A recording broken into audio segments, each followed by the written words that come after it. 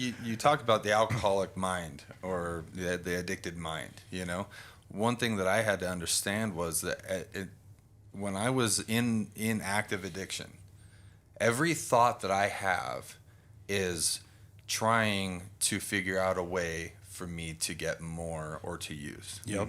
Okay. Yep. So I didn't quite understand that, because you think that being an addict, every thought you have is bad when it comes to alcohol. But I would even my good thoughts were in some ways trying to steer me to go drink, right?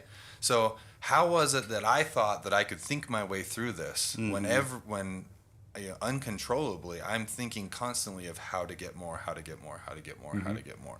I'm going to put myself into this situation so that I can be free and I can drink later or something like that. You know what I mean? So it's just all consuming, and I didn't quite understand. I thought it was all separate. I had my addiction here, and then I got my work here, and then I got this here. I didn't understand that it encompassed everything that I did. And so coming to that realization that it's like, man, like I have to change all of this stuff. It's not just the addiction's not just over here on its own. It's the whole thing. It's everything that I do.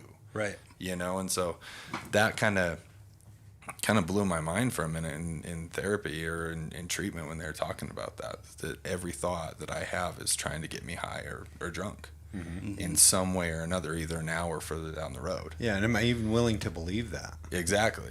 Because delusionally, like at first, like that can't be true. Yeah. Right. Yeah. Like everything is trying to get, like all my thoughts are trying to get me to use and drink, all of them, and then even the good ones. Yeah. Like what is the honor amongst thieves? Like, well, I lied to you to protect you from whatever it is, this behavior that I'm doing, and so was I even willing to take a look at the truth behind that, And once I was willing to step back and listen to this other fucking guy that's been through, like, because everything that my original sponsor told me was on point with the way I behaved. Yeah. I couldn't deny the behavior behind what he was telling me. I was like, yep, I do that. Yep, I've lied about that. Yep, I've done that sexually. Yep, I've consumed it that way. Yep. I've drinking every time that I said I wasn't. I couldn't deny the facts behind my behavior. And that kind of opened me up to more willingness to listen a little bit more and kind of, all right, and then share a little bit more. And when I was willing to listen and then willing to share, that created confidence because it was well received by another alcoholic.